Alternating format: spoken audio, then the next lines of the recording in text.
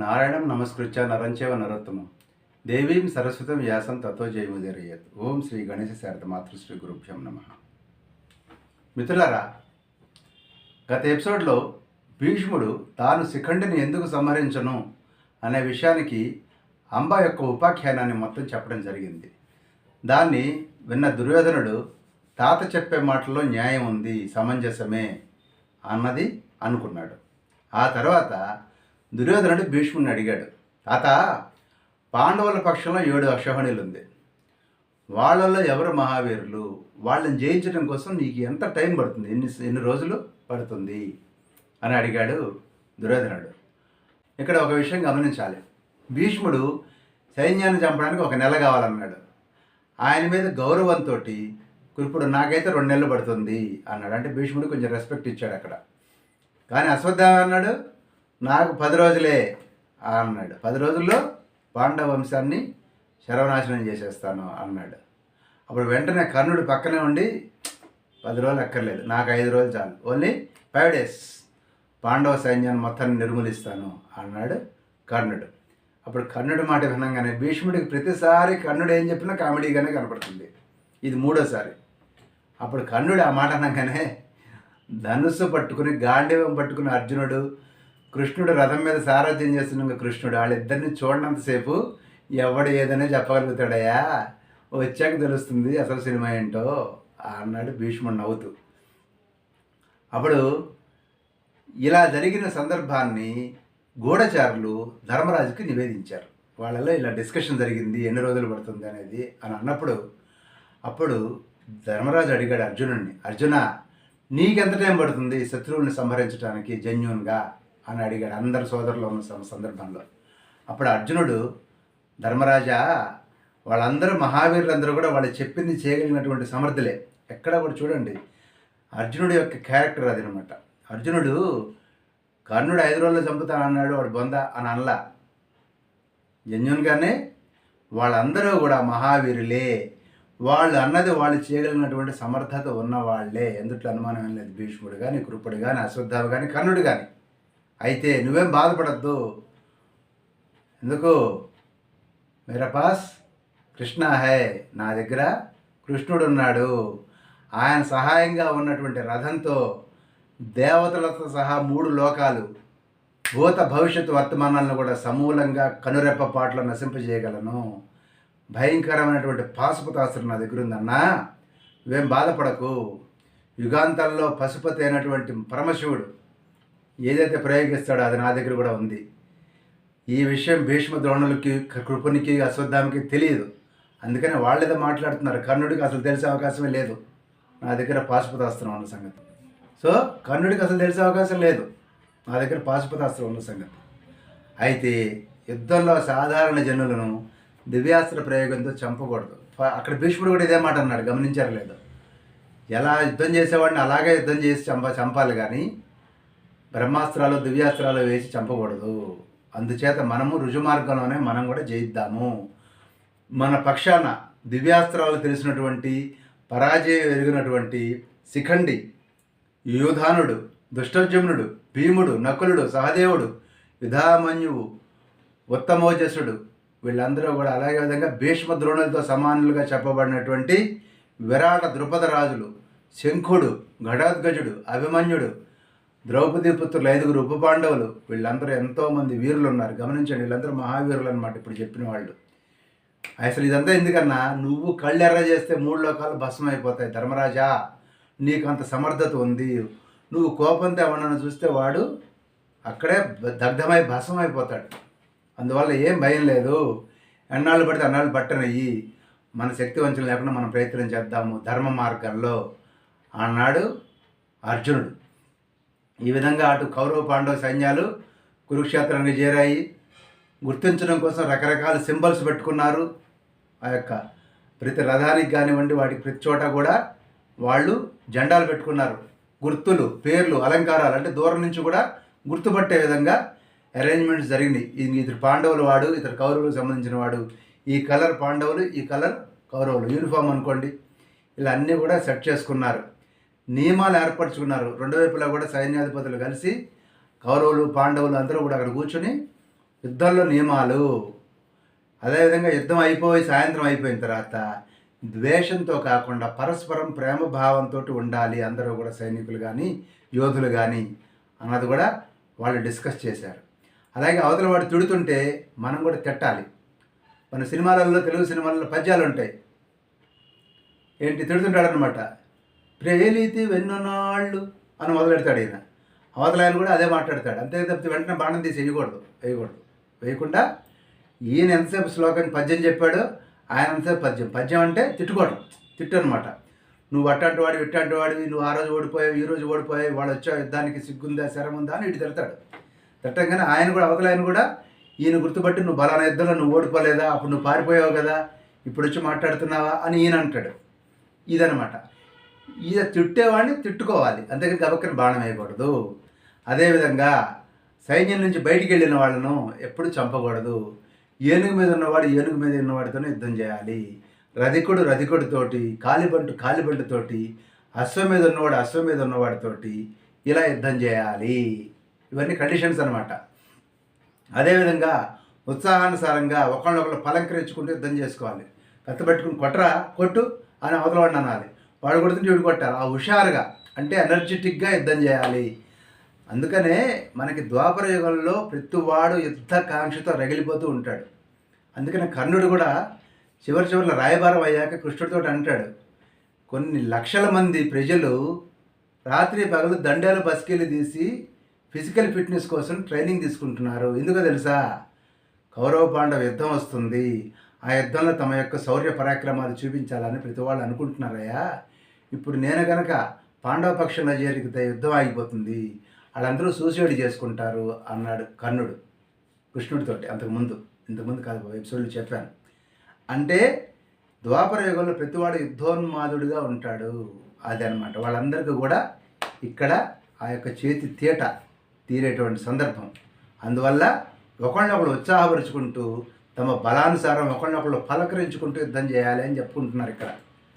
అదేవిధంగా నమ్మకంతో ఉండి, విశ్వాసంతో ఉండి కత్తి పక్కన పెట్టగానే అవతలోడు పొడి చేయకూడదు. నిన్ను నమ్మి కత్తి పక్కన పెట్టినప్పుడు నువ్వు వెయిట్ చేయాలి, మరి కత్తి తీసుకున్న దాకా ఇలా. అదేవిధంగా డల్ అయిన వాడిని, వెన్ను చూపించిన వాడిని కొట్టకూడదు, శరణం పొందిన వాడిని కొట్టకూడదు, వేరే వాడితో యుద్ధం చేస్తున్న వాడిని కొట్టకూడదు. ఇదనమాట. అలాగే ఆయుధాలు లేకుండా, కవచం లేకుండా ఉన్నవాడిని ఎప్పుడు కొట్టకూడదు. ఇది కండిషన్. చేతిలో కత్తి ఉన్నప్పుడే నువ్వు అవతల వాడిని కొట్టాలి, కత్తి కక్కన పడినప్పుడు నువ్వు అని కొట్టకూడదు. చేతుల ఆయుధం కండిషన్ అనమాట ఇది. అదేవిధంగా రథసారథులను, గుర్రాలు ఆయుధాలని తీసుకొచ్చేవాళ్ళు యుద్ధంలో మధ్య గుర్రాలు చచ్చిపోతాయి, సారథులు చచ్చిపోతారు. అప్పుడు ఆయుధాలు అయిపోతాయి, వాటిని తీసుకురావడం కోసం సపరేట్గా ఒక టీమ్స్ వర్క్ చేస్తాయి. వాళ్ళని పొరపాటును కూడా కొట్టకూడదు. అదేవిధంగా శంఖాలు మోగించేవాళ్ళు, యుద్ధ బేరీలు మోగించేవాళ్ళు ఉంటారు యుద్ధంలో, వాళ్ళెవరిని కొట్టకూడదు. ఇలా అన్ని రకాల కండిషన్స్ పెట్టుకొని వాళ్ళు సంతోషంగా యుద్ధానికి సిద్ధపడ్డారు. ఈ యుద్ధం జరగబోతోంది. అప్పుడు వ్యాస మహర్షి వాళ్ళందరినీ చూసి ధృతరాష్ట్రుడి దగ్గరికి వచ్చాడు. వచ్చి, ఓ ధృతరాష్ట్ర మహారాజా, కౌరవులకు, సమస్త సైన్యానికి, రాజులకు కూడా కాలం మూడింది. నువ్వు బాధపడకు, నువ్వు యుద్ధం చూడాలనుకుంటున్నావా చెప్పు, నీకు దివ్య దృష్టి ఇస్తాను అన్నాడు. అప్పుడు ఓ బ్రహ్మర్షి, ఓ వ్యాస మహర్షి, నేను ఈ సోదరులు కొట్టుకు చావడాన్ని చూడలేను, అయితే వినాలనుకుంటున్నా, కామెంటరీ వినాలనుకుంటున్నాను, లైవ్ టెలికాస్ట్ వద్దు నాకు, కామెంటరీ వినాలనుకుంటున్నాను, దయచేసి అలా అవకాశం ఉంటే చూడు అన్నాడు. అప్పుడు వ్యాసుడు సంజయుడికి దివ్య దృష్టి ఇచ్చాడు. సంజయుడు కళ్ళతో చూడగలిగేటువంటి శక్తిని సంజయుడికి ఇచ్చాడు. అతడు ఇంకేం శక్తిని ఇచ్చాడంటే, జనాల మనస్సుల్లో ఉన్నవి, తను ఒక చోట ఉంటే ఇంకో చోట కూడా ఏం జరుగుతుందో కూడా సంజయుడికి తెలుస్తుంది. ఇప్పుడు అంతమంది యుద్ధం చేస్తున్నప్పుడు ఈయన ఎక్కడ ఒక చోట ఉండి పరిశీలించగలుగుతాడు. లైవ్ టెలికాస్ట్ అంటే కెమెరా ఇక్కడ ఉంటే అక్కడ భీష్ముడు, అర్జునుడు యుద్ధం చేసుకుంటున్నది కనపడకపోవచ్చు. ఇక్కడ ధర్మరాజు, దుశ్శాసనుడు యుద్ధం చేస్తున్నారు, కెమెరా ఎటు తిప్పుంటే అక్కడ దగ్గర క్యాప్చర్ కాదు కదా. కానీ సంజయుడికి ఏమిచ్చాడంటే మల్టిపుల్ కెమెరాస్ అనమాట. అంటే సంజయుడు యుద్ధ రంగంలో ఎక్కడ ఎవరేమనుకుంటున్నారు, ఎవరు ఎక్కడ ఎలా యుద్ధం చేస్తున్నారు, ప్రతి ఒక్కటి అతనికి గ్రాస్ప్లోకి వస్తుంది అనమాట, అతని మెమరీలోకి స్టోర్ అవుతుంది. అంటే అతను అన్నీ కూడా తెలుసుకోగలుగుతాడు. అంతేకాదు, యుద్ధరంగంలో సంజయుడికి శస్త్రాలు అతన్ని బాధించవు, అందువలన అన్నీ తెలుసుకోగలుగుతాడు. ఓ ధృతరాష్ట్ర మహారాజా, రాబోయేది సర్వనాశనము, శకునాలన్నీ క్లియర్గా ఉన్నాయి, సర్వనాశనం జరగబోతోంది అని చెప్పేసేసి వ్యాస మహర్షి అక్కడి నుంచి వెళ్ళిపోయాడు. అప్పుడు సంజయుడితో ధృతరాష్ట్రుడు కాసేపు అసలు మనుషులు ఈ జగత్తు గురించి, ఈ భూమి గురించి ఎందుకు కొట్టుకు చేస్తారు అనే విషయాల్ని డిస్కస్ చేసిన తర్వాత సంజయుడు, ఓ మహారాజా, నేను యుద్ధరంగానికి వెళ్తున్నాను, వచ్చి వివరాలు చెప్తాను అని యుద్ధరంగానికి వెళ్ళిపోయాడు సంజయుడు. వెళ్ళి కొన్నాళ్ళ తర్వాత సంజయుడు యుద్ధభూమి నుంచి వెనక్కి వచ్చి ధృతరాష్ట్ర మహారాజుతోటి ఏం చెప్పాడంటే, భీష్ముడు శిఖండి చేతిలో మరణించాడు అని చెప్పాడు. అప్పుడు ధృతరాష్ట్రుడు ఒక విపరీతంగా కన్నీరు గారుస్తూ, అంత మహావీరుడికి రక్షణ కవచాన్ని ఏర్పాటు చేయలేదా?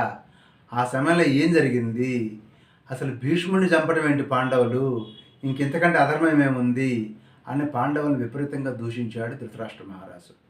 అప్పుడు అన్ని జాగ్రత్తలు తీసుకున్నారయ్యా, కాకపోతే భీష్ముడే ప్రతిరోజు నిద్ర నుంచి లేవగానే జయస్తు పాండుపుత్రాణం, జయోస్తు పాండుపుత్రాణం, పాండుపుత్రులు జయము కలుగుగాక అని అనేవాడు. కానీ ధర్మం ప్రకారం నీ తరఫున యుద్ధం చేశాడు. ఈ విధంగా చేసిన తర్వాత కురు సైన్యాన్ని భీష్ముడు విపరీతంగా ప్రోత్సహించి అనేక వ్యూహాలుగా ఏర్పరిచాడు. అదేవిధంగా పాండవులు కూడా తమ తమ వ్యూహాలు ఏర్పరిచారు. పాండవుల సైన్యాలు తూర్పు ముఖం తిరిగి ఉంటే కౌరవ సైన్యాలు పడమటి ముఖం తిరిగి నిలబడ్డాయి ఎదురెదురకుండా. ఈ యొక్క భీష్ముడు నిర్మించినటువంటి అభేద్యమైనటువంటి వ్యూహం చూడగానే ధర్మరాజు మనసులో భయం కలిగినప్పుడు అర్జునుడు ఒకటే చెప్పాడు, ఎత్ర ధర్మస్తతో జయ అన్నా, భయపడకు. అదేవిధంగా నారద మహర్షి కూడా ఇంతకుముందు చెప్పాడు, ఎత్ర కృష్ణ తతో జయ అని. ధర్మము కృష్ణుడు ఈ రెండు మన వైపే ఉన్నారు, ఏం భయం లేదు, నువ్వు దిగులు చెందకు అన్నాడు అర్జునుడు. అప్పుడు కృష్ణుడు అర్జునుడు యొక్క మేలు కోరుతూ యుద్ధం ప్రారంభానికి ముందన్నాడు, ఓ మహాబాహు, శుచిగా యుద్ధరంగానికి అభిముఖంగా నిలబడి నీ శత్రువుల పరాజయం కోరుతూ దుర్గా స్తోత్రాన్ని పఠించు. సర్వస్వరూపే సర్వేసి సర్వలోక నమస్కృతే భయే భయస్త్రాహినో దేవి దుర్గాదేవి నమస్తుతే. ఆ దుర్గాంబారిని ధ్యానించవయ్యా అన్నప్పుడు అర్జునుడు ఆ యొక్క స్తోత్రాన్ని పఠించాడు. ఇది భీష్మ పర్వ 23వ అధ్యాయంలో వస్తుంది ఈ స్తోత్రం. ఆ విధంగా అప్పుడు దుర్గాదేవి ఆయనకి సాక్షాత్కరించి, మీరిద్దరూ నరనారాయణులు, ఆశ్చర్యకాలంలోనే మీకు విజయం లభిస్తుంది అని దుర్గాదేవి వరం ఇచ్చింది. మీరు కూడా ఏదైనా ముఖ్యమైన పనులు చేయాలి అనుకున్నప్పుడు దుర్గాదేవిని ధ్యానించి ముందుకెళ్ళినట్లయితే మార్గం అంతా నిష్కంటకం అవుతుంది. గుర్తుపెట్టుకోండి. మీకు ఇష్టం వచ్చిన శ్లోకం, ఇష్టం వచ్చిన నామం అమ్మవారు ఆశీర్వదిస్తుంది. ఈ విధంగా జరిగిన సందర్భంలో పాండవ సైన్యం చూసినప్పుడు దుర్యోధనుడు ద్రోణాచార్యుడి దగ్గరికి వెళ్ళి, ఆచార్య, మన సైన్యంలో మహావీరులు అందరూ ఉన్నారు, పాండవుల్లో కొంతమంది మహావీరులు ఉన్నారు, మన సైన్యంతో పోలిస్తే వాళ్ళకి చాలా చిన్నది, అయినా కానీ భీష్ముడు సర్వసైన్యాధిపతి కాబట్టి ఆయన్ని జాగ్రత్తగా రక్షించండి, సైన్యం పెద్దది మంది కాబట్టి మనం యుద్ధంలో గెలుస్తాము అంటుండగానే భీష్ముడు శంఖాన్ని పూరించి యుద్ధం ప్రారంభించినట్లుగా శంఖం పూరించగానే అందరూ కూడా తమ తమ శంఖాలు పూరించారు. ఈ యొక్క అర్జునుడు దేవదత్తాన్ని, కృష్ణుడు పాంచజన్యాన్ని, మిగిలిన వాళ్ళు వారి శంఖాలను కూడా మ్రోగించారు. ఈ విధంగా శంఖాలను పూరించిన తర్వాత అర్జునుడు తన గాంధీవాన్ని సవరించుకుంటూ వామప్ చేస్తూ, కృష్ణ, మన రథాన్ని 2 సైన్యాల మధ్య నిలుపు, యుద్ధానికి ఎవరెవరు వచ్చారో చూస్తాను అన్నాడు. ఇక్కడే భగవద్గీత మనకి కనపడుతుంది. అప్పుడు బంధువులు, మిత్రులు, సోదరులు అందరినీ చూసినప్పుడు ఈ యొక్క అర్జునుడికి ఒకసారిగా నిర్వేదం కలిగి మనసు మారిపోయి, ఇంతమందిని చంపి నేను యుద్ధం చేసి రక్తపు కొడి తినాలా, నా వల్ల కాదు, బెచ్చమెత్తుకునైనా పట్టుపోసుకుంటాను అని నేను డ్రాప్ అవుతానన్న కృష్ణ అన్నాడు. అప్పుడు కృష్ణ భగవానుడు అర్జునుడికి భగవద్గీతను ప్రబోధించి, అయ్యా, కర్మణ్యవాధికారస్తే మాఫలేషు కదాచన, మా కర్మ ఫలహేతుర్భు మాతే సంగోస్వ కర్మణి. నీ కర్మ నువ్వు చెయ్యి, ఫలం లభిస్తే లభిస్తుంది, రాకపోతే రాకపోతుంది. నీ పని నువ్వు చేసి నా ధర్మాన్ని నిర్వర్తిస్తున్నాను అనేటువంటి దృష్టితో ఉండాలి. కాబట్టి నీ కర్మ నువ్వు నిర్వర్తించవయ్యా. నువ్వు దేనికున్నావో ఆ పని చెయ్యి. నువ్వు ఉద్యోగం చేస్తున్నావు, నీ సీట్ ఏది డిమాండ్ చేస్తుందో అది చేయాలి. నువ్వు యుద్ధం చేస్తున్నావు, నీ యొక్క స్థానం ఏది డిమాండ్ చేస్తుందో అది చేయాలి. నువ్వు ఇంట్లో ఉన్నావు, నువ్వు హౌస్ వైఫ్, నీ స్థానం దేన్ని డిమాండ్ చేస్తుంది, అది కూడా యుద్ధమే. కర్మ అనేది అంత బలీయమైంది, ఎవరి కర్మ వాళ్ళు చేయాలి. విద్యార్థుల కర్మ ఏంటి? తమ తల్లిదండ్రులు ఇంత కష్టపడి చదివిస్తున్నప్పుడు వాళ్ళు దాన్ని సక్రమంగా ఆ యొక్క ఎఫర్ట్‌ని ప్రాపర్‌గా పెట్టి వాళ్ళు సక్రమమైనటువంటి రిజల్ట్స్ సంపాదించాలి. ఇది విద్యార్థుల యొక్క కర్మ. అదేవిధంగా పెద్దల యొక్క కర్మ ఏంటి? తమ యొక్క సంతానాన్ని, తమ యొక్క మనవళ్ళని, మనవరాళ్ళని, తమ కుటుంబాన్ని వృద్ధి చెందాలని కోరుకోవాలి. అదేవిధంగా వారు తమ యొక్క వృద్ధులైనటువంటి తల్లిదండ్రులను కానివ్వండి, పెద్దల్ని కానీ గౌరవించడం, వారి యొక్క శ్రేయస్సు, వారి యొక్క క్షేమాన్ని కోరుకోవాలి. ఇది వారి యొక్క కర్మ. ఉద్యోగస్తుల యొక్క కర్మ ఏంటి? తమకు తిండి పెడుతున్నటువంటి ఆర్గనైజేషను ఏ ఉద్దేశంతో తమకు ఆ ఉద్యోగం ఇచ్చిందో ఆ ఉద్యోగానికి పూర్తి న్యాయం చేయటమే వాళ్ళు చేయాల్సినటువంటి కర్మ. ఈ విధంగా ఒక్కొక్కళ్ళకి ఒక్కొక్క కర్మ ఉంటుంది. ఆ కర్మ వాళ్ళని సక్రమంగా నిర్వర్తించాలి. ఎవరి పని చిన్నది పెద్ద అనేది లేదు. డిగ్నిటీ ఆఫ్ లేబర్, వాళ్ళ పని వాళ్ళు చేయాలి. భగవద్గీతలో కృష్ణుడు చెప్పింది అదే. డిగ్నిటీ ఆఫ్ లేబర్ గురించే ఆయన చెప్పడం జరిగింది. అన్నీ కూడా నీ పని నువ్వు చేస్తూ నీ యొక్క కర్మల్ని భగవంతుడికి సమర్పించి భగవదర్పణ బుద్ధితో చేయవయ్యా, నీకు ఏది అంటదు అని చెప్తూనే ఆయన విశ్వరూప సందర్శనం ఇచ్చాడు. శ్రీకృష్ణ పరమాత్మ తన విశ్వరూపాన్ని అర్జునుడికి చూపించినప్పుడు అతడి మోహం అంతా తొలగిపోయి తన వెనకటి ఆలోచనలన్నీ కూడా మళ్ళీ గుర్తుకొచ్చి, తన యొక్క ప్రతిజ్ఞలన్నీ మళ్ళీ గుర్తుకొచ్చి అర్జునుడు, ఓకే కృష్ణ, నేను రెడీ, నేను సిద్ధంగా ఉన్నాను, నీ మాట ప్రకారం ఏం చెప్తే అది చేస్తాను అన్నాడు. ఇదంతా కూడా సంజయుడు యుద్ధరంగంలో చూసి ఇవన్నీ కూడా ధృతరాష్ట్రుడికి యథాప్రకారం చెప్పి ఒక మాట అంటాడు. ఎత్ర యోగేశ్వర కృష్ణో ఎత్ర పార్థో ధనుర్ధర తత్ర శ్రీర్విజయో భూతిర్ధ్రువానీతిర్మతిర్మమ అన్నాడు సంజయుడు. ఎక్కడ కృష్ణుడు ఎక్కడ అర్జునుడు ఉంటారో అక్కడ జయం లభిస్తుంది అని అంటూ యుద్ధాన్ని మొదలెట్టాడు. యుద్ధం అసలు ఎలా జరిగింది, మొదటి క్షణం నుంచి యుద్ధం ఎలా జరిగిందో రన్నింగ్ కామెంటరీ చెప్పాడు సంజయుడు. సో యుద్ధాన్ని వచ్చే ఎపిసోడ్లో మనం ప్రారంభిద్దాము, తెలుసుకుందాము. స్వస్తి.